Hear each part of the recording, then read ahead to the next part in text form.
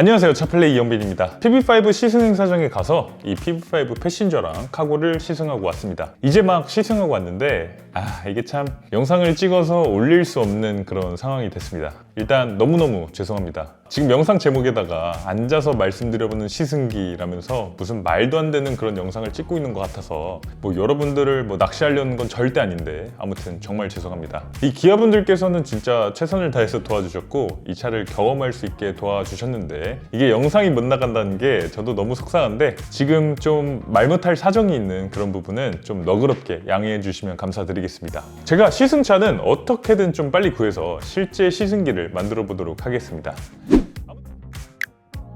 아무튼 실제로 이 기아 PB5를 시승해본 결과 여러 가지 부분에서 굉장히 독특한 자동차라는 생각이 들었고요. 확실히 기존 상용차나 미니밴이랑은 느낌이 확 달랐습니다. 그래서 제가 시승해본 느낌, 시승기를 여기 사무실에서 앉아서 말씀드려보는 시승기로 전달드려보도록 하겠습니다. 네, 일단은 서스펜션에 대해서 먼저 말씀을 드리고 싶어요. 기본적으로 전륜에 WC1 구조를 적용해놨습니다. WC1이면 일반적으로 이 고급차에나 들어가는 복잡하고 비싼 서스펜션이 들어간 거 아닙니까? 라고 생각이 되기도 하는데 사실 요거는 반은 맞고 반은 틀린 얘기죠. PB5는 고급차라서 이런 WC1 구조를 적용한 건 아니고요. 이 앞쪽의 공간을 최대한 확보하기 위해서 이 구조를 적용한 겁니다. 요걸 알기 위해서는 이 전륜 서스펜션 구조를 살짝만 알고 가셔야 되는데요. 지금 자동차의 전륜 서스펜션은 크게 두 가지 구조가 있습니다. 하나는 WC1이고 하나는 맥퍼슨 스트럿이에요. 이 WC1은 간단히 말씀드려서 우리가 이 닭고기 먹을 때 나오는 그 위시본 모양의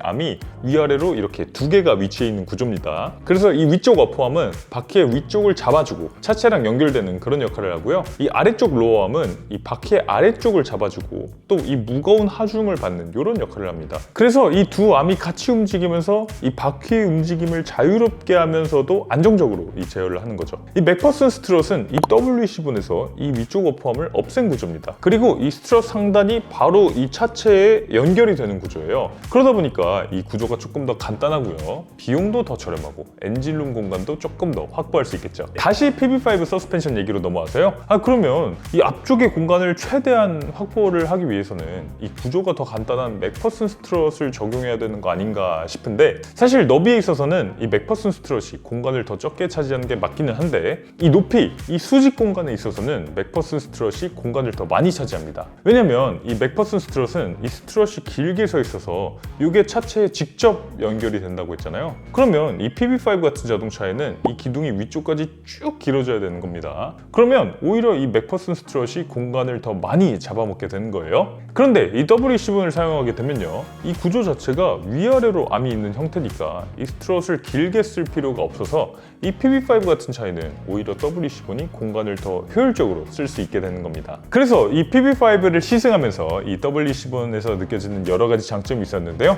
일단 차의 본인 부분이 낮아지니까 운전할 때 시야가 굉장히 탁 트인 그런 느낌이 들었습니다. 개방감이 아주 좋았어요. 거의 포터나 봉고 같은 그런 1톤 트럭을 운전하는 것처럼 내가 극단적으로 이 차의 맨 앞에서 운전대를 잡고 있는 것 같은 그런 느낌이 들었습니다. 나중에 이 PB5도 지금 봉고 같은 그런 오픈베드 모델이 나온다고 하는데 그때 지금 봉고 타시는 분들이 그냥 자연스럽게 PB5 오픈베드로 넘어가셔도 전혀 어색함이 없이 봉고처럼 바로 운영할 수 있을 걸로 보였습니다. 근데 또 하나의 장점은 이게 또 정비성이 용이하다는 거예요. 이 차를 상용으로 쓰는 상황이라든지 뭔가 좀 터프하게 쓰는 그런 상황에서 만약에 이 서스펜션에 문제가 생긴다고 하더라도 이 PB5는 요거를 떼서 교체할 수 있게끔 이렇게 만들어 놨습니다. 이 서스펜션을 용접이 아니라 이 볼트로 체결하는 그런 교체 가능한 방식으로 만들어 놔서 서스펜션에 문제가 생겼을 때 요거를 손쉽게 교체하고 정비 용이성이 좋도록 만들어 놨어요. 만약에 이게 맥퍼슨 스트럿이었다면 이 스트럿 타워를 아예 떼버려야 되니까 요거는 아마 불가능했을 거고 만약에 요게 된다고 하더라도 그게 완전히 이 차의 대공사였을 텐데 PB5는 WC1이니까 이 어퍼한 부분을 떼서 이걸 손쉽게 그냥 정비할 수 있다는 것도 이 PB5의 큰 장점으로 느껴지기도 했습니다. 자, 그리고 후륜에는 토션빔 구조를 적용했습니다. 이 토션빔 중에서도 구체적으로는 CTBA라는 커플드 토션빔 엑셀이라는 건데요. 좌우 뒷바퀴가 이 디귿자 모양의 이 하나의 큰 쇠막대기로 연결된 형태입니다. 일단 PB5에 이런 토션빔 서스펜션이 들어온 거, 이 이해는 됩니다. PB5는 무엇보다 공간이 중요한 차잖아요. 이 토션빔이라는 거는 구조가 간단해서 이 공간을 많이 잡아먹지 않으니까 이런 PB5 같은 차에는 딱이라고 할 수 있죠. 그런데 실제로 주행을 해봤을 때의 느낌은 어떤가를 놓고 보면요, 확실히 이 고급스러운 느낌은 아니었습니다. 이 한쪽 바퀴에서 충격이 딱 일어났을 때 이 충격이 이걸 타고 반대쪽으로 딱 연결이 되는 느낌, 이런 느낌이 살짝 있었고요. 이 독립식 서스펜션에 비해서는 확실히 이 잔진동이나 이런 게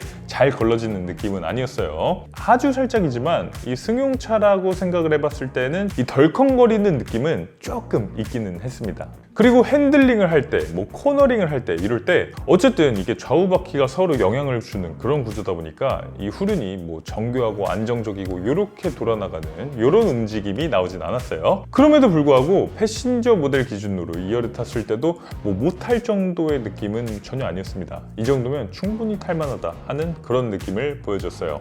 그리고 후륜에는 비선형 스프링도 적용이 됐습니다. 우리가 일반적인 스프링이라고 하면 이 간격이 균일한 스프링이잖아요. 지금 PB5에 적용된 비선형 스프링은 아래쪽은 넓고 위쪽은 좀 좁은 형태인데요, 이게 사람이 많이 없거나 짐이 없거나 뭐 이럴 때는 간격이 넓은 부드러운 스프링 부분이 작동해서 승차감을 좀 확보를 하는 형태고요. 만약에 사람이 많이 타거나 짐을 많이 싣거나 이럴 때는 스프링이 압축이 되면서 이 간격이 촘촘하고 이 단단한 부분이 버텨주는 형태입니다. 그래서 짐이 많거나 사람이 많은 이런 상황에서도 차가 주저앉는 걸 좀 방지하는 기능을 갖춘 그런 스프링이 적용이 돼 있는데요, 그러다 보니까 실제로 PB5 패신저 2열에 탔을 때 앞서 말씀드린 것처럼 좀 못할 정도의 느낌은 전혀 아닌 그런 충분히 탈만한 느낌의 그런 승차감을 느낄 수 있었습니다. 그런데 이렇게 후륜의 토션빔 구조 그리고 비선형 스프링을 적용을 하면서 이 PB5의 최대 적재 중량은 조금 줄어들었습니다. 예를 들면 현대차 ST1 카고 같은 경우 아예 승용은 포기하고 판 스프링을 적용하면서 최대 적재 중량을 1000kg으로 만들어냈거든요. 그런데 PB5 카고는 최대 적재 중량이 700kg입니다. 그래서 확실히 판 스프링에 비해서는 이 버틸 수 있는 중량이 좀 적기는 한데, 어쨌든 이 PB5는 분명히 이 화물만 실는 그런 차가 아니고 이 사람이 타는 것에도 포커스를 많이 맞춘 그런 차다 보니까 이런 식으로 토션빔에 비선형 스프링 적용에 어떻게든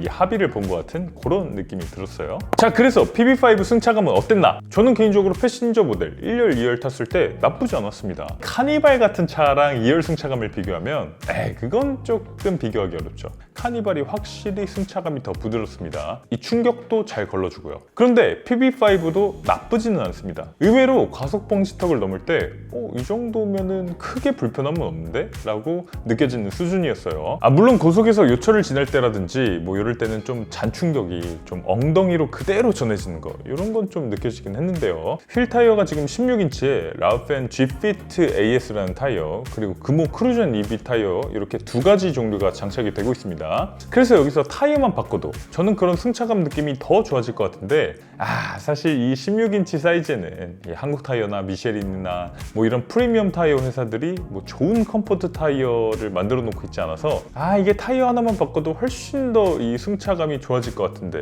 아쉽다 라는 그런 생각이 들기도 했습니다. 어쨌든 이 패신저 모델 2열에서 승차감, 저는 뭐 부드럽다까지는 아니지만 괜찮다 정도로 느껴졌고요. 후륜이 토션빔이라고는 하지만 이게 부싱 부분을 두 개로 나눠놨다고 해요. 그래서 부드러운 고무, 딱딱한 고무 이런 식으로 나눠놔서 어떻게든 구조적으로 승차감이 있어서 분리할 수 있는 부분을 개선하기 위해서 노력을 많이 했구나 라는 게 느껴지기도 하는 그런 승차감을 느낄 수 있었습니다. 오히려 1열에서 운전할 때는 PB5가 전기차니까 이 핸들을 잡고 운전을 할 때 이 핸들로 이 디젤 엔진이나 6기통 엔진에서 올라오는 그런 진동이 전혀 느껴지지 않으니까 오히려 1열에서 운전을 하는 상황에서는 더 좋다라고 느껴지는 부분도 있었습니다. 아무튼 PB5 승차감 한 줄평은 탈만하다, 괜찮다 였습니다. 근데 다음으로 출력 느낌도 말씀드려 보도록 하겠습니다. PB5는 기본적으로 모터가 두 가지입니다. 이 카고 스탠다드 모델 같은 경우는 121마력을 발휘하는 전륜 모터가 하나 장착되고요. 카고 패신저 롱레인지 모델 같은 경우는 163마력을 발휘하는 전륜 전기 모터가 하나 장착됩니다.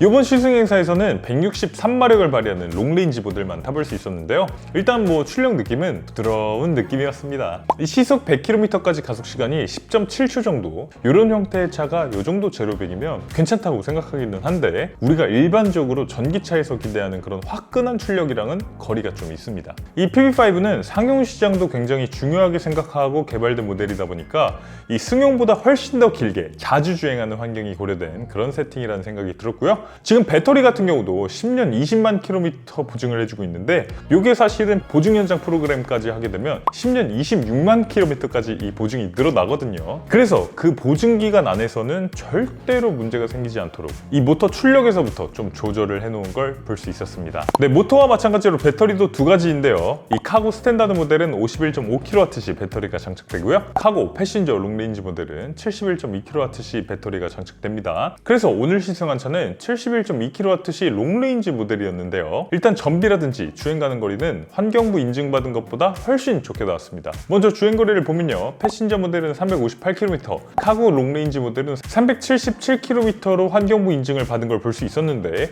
이 두 모델 모두 배터리가 70%인 상황에서 이 계기판상 300km가 조금 넘게씩 찍혀 있는 걸 볼 수 있었습니다. 그러면 이걸 단순 계산해 보면 배터리가 100%일 때 실 주행 가는 거리는 대략 한 430km가 조금 넘는다는 얘기인데요. 일단 계기판상에는 인증보다 훨씬 더 멀리 나오는 걸로 나오긴 하지만 이것만 믿어서는 사실 안 되겠죠. 정확한 이 실 주행 가는 거리는 제가 실제로 이 차를 가지고 장거리 시승을 해보면서 직접 좀 측정을 해보도록 하겠습니다. 근데 전비 같은 경우도 실제 인증받은 것보다 좋게 나왔습니다. 공인 인증 전비. 패신저 모델 같은 경우는 4.5km/kWh, 카고 롱레인지 같은 경우는 4.7km/kWh로 인증을 받았는데 이 계기판상에 나오는 전비는 5km 후반대에서 6km/kWh 초반대까지 조금씩 더 좋게 나오는 걸 볼 수 있었습니다. 네, 다음은 운전자 보조 시스템 ADAS에 대해서도 한번 말씀드려 보도록 하겠습니다. 이 PV5는 전 모델 이 정차 후 재출발까지 지원하는 스마트 크루즈 컨트롤이 기본 적용이 되고요. 고속도로 주행 보조 1,